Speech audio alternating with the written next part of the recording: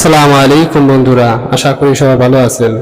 আজকে আপনাদের শোনাবো যে বিশ্বযুদ্ধের যে সূচনা কোন দিক দিয়ে হবে সেই বিষয় নিয়ে। তো আর একটা বিষয়, ভারতের উৎপত্তি কোথা থেকে আসলো, আর এই জনগণ বৃদ্ধি পেল কোথা থেকে। একসময় ভারতের কোনো নামগন্ধ ছিল না। নূহ আলাইহিস সালামের সময় সারা পৃথিবীতে প্লাবন সৃষ্টি হয়। প্লাবন শেষ হওয়ার পরে নূহ আলাইহিস সালামের 3টে পুত্র ছিল। এর পুত্র শামের বংশধর কুফায় ইয়ামেনের হেজাজের ও শাম দেশে গিয়ে বসবাস করতে থাকে। হামের বংশধর ভারত এসে বসবাস করে। এখানে তারা নগর বন্দী গড়ে তোলে আর তুর্কিস্তানে গিয়ে বসবাস শুরু করে ইয়াফেসের বংশধর তুর্কির স্থানে গিয়ে বসবাস করে। 3 ছেলে 3 দেশের দিকে চলে যায়। তো হামের বংশধর ভারত এসে বসবাস শুরু করে আর তার থেকে বংশ বিস্তার করতে শুরু হতে থাকে। সেখান থেকেই আস্তে আস্তে ভারতের নাম উঠলো আর ভারতের মহাদেশের ভিতরে একটা দেশ হয়ে উঠলো। আর এর মাঝে অভিশপ্ত ইবলিস শয়তান এই মূর্তি পূজা এই ভারত থেকেই শুরু করলো। এরপর তুর্কি গিয়ে তাদেরকে মূর্তি পূজা শিখালো। অনেক কাহিনী, আমি সেদিকে যাব না। তো বিশ্বযুদ্ধের সূচনা কোন দিক দিয়ে এসলো? বর্তমান হিজরি 50-10 শতাব্দী 1/3 প্রায় অতিক্রম হয়ে গেছে। তৎজ্ঞানীদের অনেকের ধারণা এই শতাব্দীর শেষ লগ্নে বিশ্ব ত্রাস দাজ্জালের পাশাপাশি মুমিন বান্দাদের সাহায্য সহযোগিতা দানের উদ্দেশ্য ইমাম মাহদী আলাইহিস সালাম এরও আগমন ঘটবে। ইমাম মাহদী আলাইহিস সালাম আসবে প্রধানত ঈসা মাসীহ আলাইহিস সালামকে সহযোগিতা করার জন্য। হাদিসের বক্তব্য অনুযায়ী দুনিয়ার সৃষ্টিকাল থেকে শুরু করে শেষ সময় পর্যন্ত দাজ্জালের চেয়ে ভয়ঙ্কর আর কিছুই হবে না।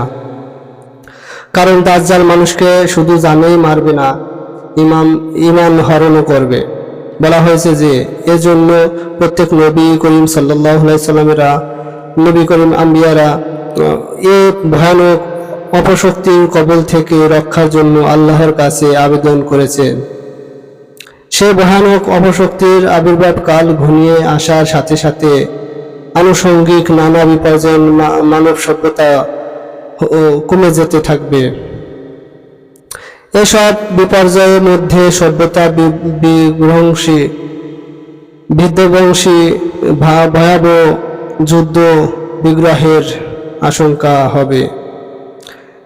এ সময়ে যুদ্ধের আশঙ্কা সবচেয়ে বেশি দেখা দিবে।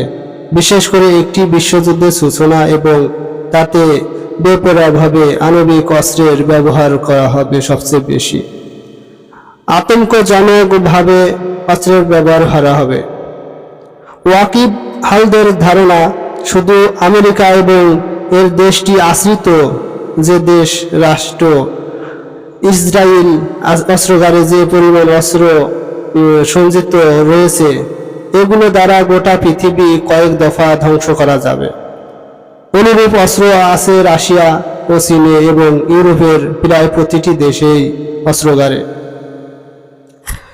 অন্যদিকে মুসলিম বিশ্বের একমাত্র দেশ পাকিস্তান এই পর্যন্ত সংখ্যায় অল্প হলেও আণবিক ও প্রযুক্তি আয়ত্ত করতে সক্ষম হয়েছে।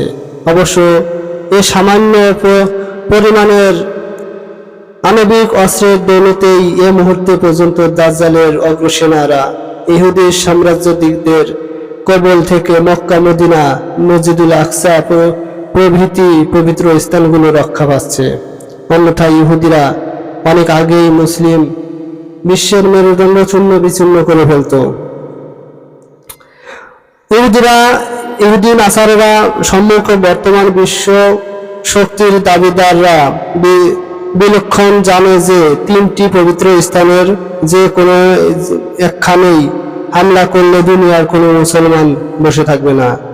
মনে হয় এই কারণেই কোনো মুসলিম দেশকে আণবিক প্রযুক্তি অর্জন করতে মার্কিন রাষ্ট্র দুনিয়ার সকল সাম্রাজ্যবাদী শক্তি সর্বত্রভাবে বাধা সৃষ্টি করে আসছে কিংবা বাধা করে থাকে। যখনই কোনো মুসলমান কান্ট্রি কোনো ভারী অস্ত্র ব্যবহার করতে চায় কিংবা ভারী অস্ত্র বানাতে চায়, তখনই মার্কিন যুক্তরাষ্ট্র সহ অন্যান্য শক্তিশালী রাষ্ট্রগুলো বাধা প্রদান করে, যাতে করে মুসলিম রাষ্ট্রগুলো কোনো অস্ত্র তৈরি করতে না পারে। আণবিক শক্তি অর্জন করার চেষ্টা করছে এ অজুহাতে ইরাককে ধ্বংস করা হয়েছে, লিবিয়াকে ধ্বংস করা হয়েছে এবং ইরানকেও প্রতিদিনই হুমকি ধুমকি দেওয়া হচ্ছে। ইরান এবং পাকিস্তানের মধ্যবর্তী স্থান আফগানিস্তানকে পঙ্গু করে রাখার কারণ হয়ে একই, অর্থাৎ যাতে এখানে বসে দুদিকে দুটি দেশের উপর কঠোর নজরদারি করা সম্ভব হয়। কিন্তু আল্লাহর মেহেরবানিতে আফগানিস্তান অল্পক্ষণীয় ধ্বংসের মধ্যেও মাথা নিচু করেনি। হানাদার রাশিয়াকে তারা বিতাড়িত করতেছে এবং আমেরিকার পাততাড়ি গোটানোর সময় হয়ে এসেছে।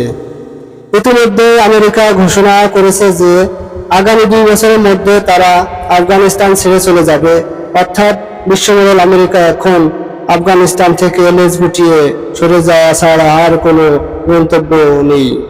কারণ আফগান জনগণের মধ্যে এ পর্যন্ত আমেরিকা এবং তার সহযোগী ন্যাটো সামান্য পরিমাণ ভীতিও সঞ্চয় করতে পারেনি। অন্যদিকে আমেরিকা ও তার সহযোগীরা বেঘরে মরছে এবং ভয় ভীতির কারণে এমন সব রোগ ব্যাধিতে আক্রান্ত হচ্ছে যে ওরা মানসিকভাবে পর্যায় বরণ করেছেন অনেক আগেই। আফগানিস্তানে লজ্জাজনক পর্যায় বরণ করার পর আমেরিকা আফসোস শেষ হয়নি। পাকিস্তান তার জনমত উপেক্ষা করেই প্রথম থেকে আফগানিস্তানের আমেরিকার ন্যাটো বাহিনীকে সহযোগিতা করে আসছিল, কিন্তু শেষ মুহূর্তে একটু ঘুরে দাঁড়ানোর ফলে আমেরিকা দারুণ ক্ষিপ্ত হয়েছে। এখন পরিস্থিতি যেদিকে মোড় দিচ্ছে তাতে কোল ঠাসা বিড়ালের কুকুরের উপর হামলা পড়ার প্রবাদটির মতো পাকিস্তানে হামলা করে বসার মতো ঘটনা ঘটে যাওয়ার বিচিত্র কিছু নয়। আল্লাহ না করুক, যদি এমন কিছু একটা ঘটে যায় তাহলে যে 3য় বিশ্বযুদ্ধের আশঙ্কা করা হচ্ছে সেটির সূচনা হয়ে যাওয়ার বিচিত্র কিছু নাই। কারণ মার্কিন যুক্তরাষ্ট্র যদি পাকিস্তানের উপর হাত বাড়ায় তাহলে চীনও বসে থাকবে না। মার্কিনরা পাকিস্তানের বিরুদ্ধে ভারতকে ব্যবহার করার চেষ্টা করবে।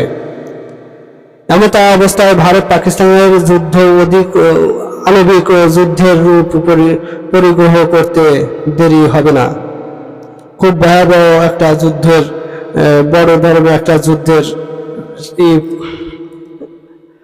অন্যদিকে ইরানকে শায়েস্তা করার খায়েশ ইসরায়েল ঝাঁপিয়ে পড়তে পারে। হানাদার ইসরায়েলকে তাড়া করে এ ক্ষুদ্র দেশটির অস্তিত্ব দুনিয়ার বুক থেকে নিশ্চিহ্ন করে দেওয়ার পরিস্থিতি সৃষ্টি হবে। দাজ্জালের আবির্ভাব হবে ইহুদিদের মধ্য থেকে, একে সহযোগিতা দেবে ইহুদিরা, আর শেষ পর্যন্ত দাজ্জাল নিহত হবে ইসরায়েলের লুত নামক স্থানে। উল্লেখ্য যে ইসরায়েল বর্তমান প্রধান সামরিক ঘাঁটির নাম লুদ বিমানবন্দর। সুতরাং কোথাকার পানি কোথাকার গিয়ে গড়ায় তা বলা মুশকিল। শুধু এতটুকু বলা যায় যে বিশ্বব্যাপী একটা মহাতাণ্ডব সমাগত এ ভয়ানক সময়ের জন্য অত্যন্ত মানসিক প্রস্তুতি আমাদের জন্য অত্যন্ত জরুরি। কারণ নবী করিম সাল্লাল্লাহু আলাইহি ওয়াসাল্লাম অনাগত দিনের এসব ফিতনা সম্পর্কে বিস্তারিত বলে উম্মতকে সতর্ক করে গেছেন, যাহাতে উম্মত দিনের পথে থাকে আর সমস্ত বিপদে ঝাঁপিয়ে পড়তে পারে, আর ইমাম মাহাদিকে সহযোগিতা করতে পারে, আর ইমাম মাহাদি যাতে সৈন্য হতে পারে আমরা সেই উদ্দেশ্য করেই বলা হয়েছে। বর্তমানে বিশ্বব্যাপী নানা উপদ্রব অশান্তি সুস্পষ্টভাবে ধারণা দিচ্ছে যে সে ভয়ানক সময়টি আর বেশি দূরে নয়। সে সময় মুসলমানদের কর্তব্য হচ্ছে যে কোনো মন্দ পরিস্থিতি ঈমান রক্ষা করা, ফিকির করা, আল্লাহর কাছে আবেদন করা, যাহাতে আমাদের মুসলমানদের সহযোগিতা করতে পারে। আর আমাদের যে মনোবল আল্লাহর কাছে চাইতে হবে, যাতে করে আমাদের মনোবল থাকে আর ইসলামের বিজয় হয়, আর আমরা যাতে ইমাম মাহাদির সৈন্য হতে পারি সেই বিষয় নিয়ে লক্ষ্য রাখবো। এতে প্রেক্ষাপটে অনেক কিছু বোঝা যায়। যখন যুক্তরাষ্ট্র আমেরিকা পাকিস্তানের দিকে হাত বাড়াবে, অর্থাৎ পাকিস্তান, এখানে পাকিস্তান শুধু পাকিস্তানকে বলা হয়নি, এখানে বাংলাদেশ নিয়ে একত্রিত বলা হয়েছে, যেখানে পাকিস্তানের দিকে হাত বাড়াবে তখন ভারতকে লেলিয়ে দেওয়া হবে। এর মাস্টার মাইন্ড একজন আমেরিকা। বিশ্ব মোড়ল আমেরিকা এখন পাকিস্তানের দিকে হাত বাড়ানোর চেষ্টা করছে, এই জন্য ভারতকে লেলিয়ে দেওয়া হয়েছে। ভারত যাহাতে করে এই পাকিস্তানের উপর ঝাঁপিয়ে পড়ে আর বাংলাদেশের উপরও ঝাঁপিয়ে পড়ে, যাহাতে করে এই দেশ দুটো ওদের হাতের মুঠোয় চলে যায়। এরপরে আল্লাহ রসুল সাল্লাল্লাহু আলাইহি সাল্লাম এর ভবিষ্যৎবাণী যে ভারত খণ্ড খণ্ড দেশ হবে এবং ভারতের শাসকদেরকে, এখানে বলা হয়েছে হযরত নবী করিম সাল্লাল্লাহু আলাইহি সাল্লাম বলেছেন যে ভারতের শাসকদেরকে ইমাম মাহাদির সৈন্যরা শিকল দ্বারা বেঁধে নিয়ে যে বিচার করা হবে।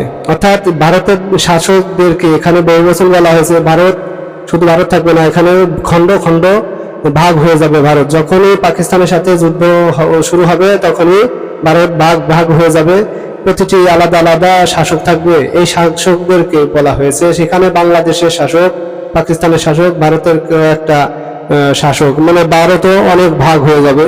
এই জন্য ভারতের শাসকদেরকে বলা হয়েছে, যার কারণে আমরা অপর্যায়ে যাব না। আর এই যে আমেরিকা বিশ্বমোড়ল, এর যে উৎপত্তি কোথা থেকে এলো, সারা দুনিয়ায় কোনো নাম ছিল না, এই নামটা কারা পয়দা করালো, আর এরা এত পরিমাণ জনশক্তি অস্ত্র সঞ্চয় কিভাবে করলো, এই বিষয় নিয়ে আমি পরের পর্বে আমি আপনাদের সামনে বিস্তারিত তুলে ধরবো। সে সময় পর্যন্ত আপনারা সবাই ভালো থাকবেন, সুস্থ থাকবেন।